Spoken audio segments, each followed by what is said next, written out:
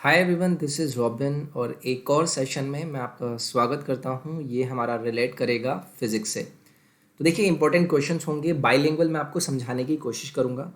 English में मैंने आपके क्वेश्चन लिए हैं, बट मैं पूरी कोशिश करूँगा कि मैं हिंदी में आपको यहाँ पर समझाऊँ।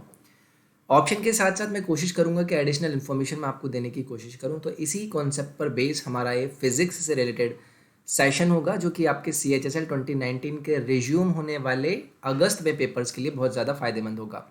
कुछ मेरे बारे में जानकारी। My name is robin. तो चलिए हम अपने सेशन को स्टार्ट करेंगे। तो देखिए, आपको क्वेश्चन दिया गया है, जब किसी शुष्क गैस को नियत दाब पर रखा जाता है तो केल्विन तापमान और आयतन एक दूसरे के अनुक्रमानुपाती होते हैं। इस अवधारणा को आप किस लॉ के रूप में जानते हैं? यानी कि when the pressure on the sample of a dry gas is held constant, तो Kelvin temperature and volume will be directly related to what is this concept known as। तो देखिए, हमेशा आपको याद रखना है कि एक आपका लॉ होता है which is Charles law. Charles law वो आपसे ये कहता है कि जब आप किसी ड्राई सैंपल के गैस में क्या करते हैं, प्रेशर को कांस्टेंट करते हैं, प्रेशर को आप कांस्टेंट करते हैं यानी कि नियत करते हैं। तो ऐसी कंडीशन में जो केल्विन तापमान यानी कि केल्विन टेम्परेचर होता है, केल्विन टेम्परेचर होता है वो प्रोपोर्शनल होता है हमेशा आपका किसके, उसके वॉल्यूम के।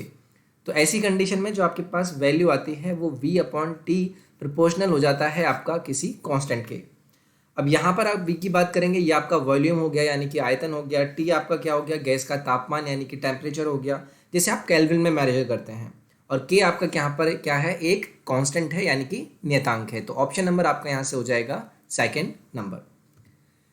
नेक्स्ट है आपके सामने, भौतिक या रासायनिक परिवर्तन के बाद गैस मिश्रण की मात्रा में परिवर्तन को मापने के लिए निम्न में से किसका प्रयोग किया जाता है? यानी कि which of the following is used to measure the change in volume of a gas mixture following a physical और केमिकल चेंज। तो देखिए, बहुत ही ईजी है। मैं आपसे बात करूंगा एक इंस्ट्रूमेंट की जिसका नाम होता है ईडियोमीटर। अब ये जो मेजरमेंट करने वाला आपका यंत्र होता है यानी कि डिवाइस होती है, इसको आप यूज़ करते हैं कि आप किसी गैस मिक्सचर के वॉल्यूम में चेंज निकाल पाएँ। ठीक है, अब इसके अंदर आपको कैसे मेजरमेंट करता है, या तो आप केमिकल चेंज देख लेते हैं या फिर आप फिजिकल चेंज देख लेते हैं। इन दोनों के आधार पर आप उस गैस मिक्सचर में होने वाले वॉल्यूम चेंज को मेजर करते हैं, किसकी हेल्प से? ईडियोमीटर की वजह से। अब देखिए, अगर मैं बात करता हूँ ग्रेजुएटेड सिलेंडर की। ग्रेजुएटेड सिलेंडर एक ऐसी सिमिलर होती है डिवाइस जो कि आप मोस्ट कॉमनली फाइंड करते हैं दो साइजेस में। एक आपके 50 ml के रूप में आती है और एक आपकी 100 ml में आती है, जो कि रिलेट करती हैं सेम कॉन्सेप्ट पर।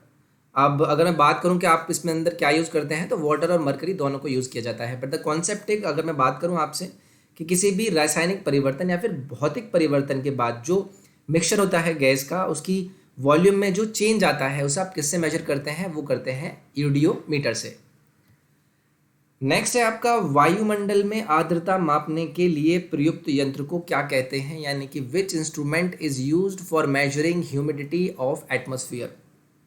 अब देखिए, मैं कहूँ आपसे कि भाई बताइए ह्यूमिडिटी होती क्या है, तो आप कहेंगे कि जो अमाउंट ऑफ मॉइस्चर होता है एयर के अंदर, मैं उसे बोलूँगा कि यही कहलाएगी आपकी ह्यूमिडिटी। और किसी भी ऐसी वैल्यू को यानी कि अमाउंट ऑफ मॉइस्चर को जो कि एयर में प्रेजेंट है, इसे आप किसकी हेल्प से फाइंड आउट करते हैं? इसे आप फाइंड आउट करते हैं हाइग्रोमीटर की हेल्प से। तो ये हो गया आपका ऑप्शन नंबर 3 यहाँ से।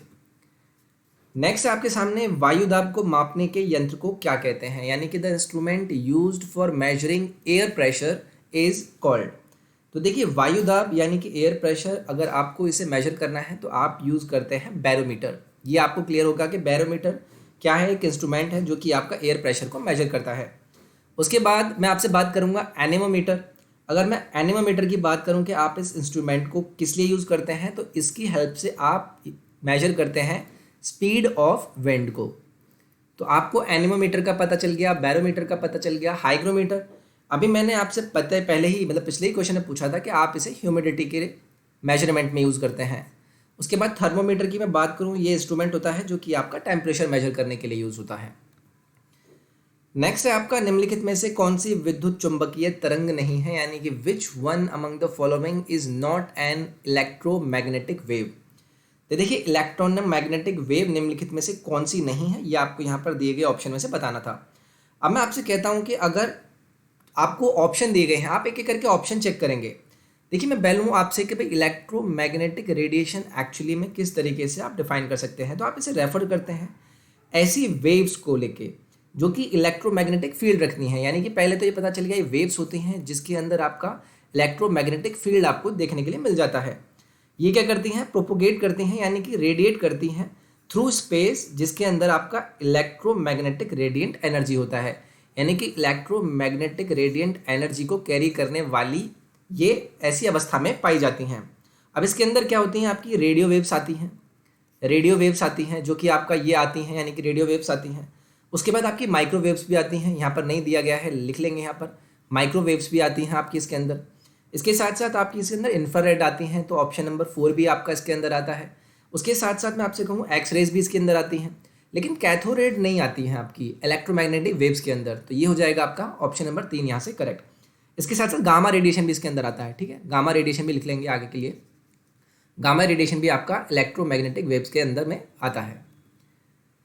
नेक्स्ट है आपका which one of the following is a good electrical conductor.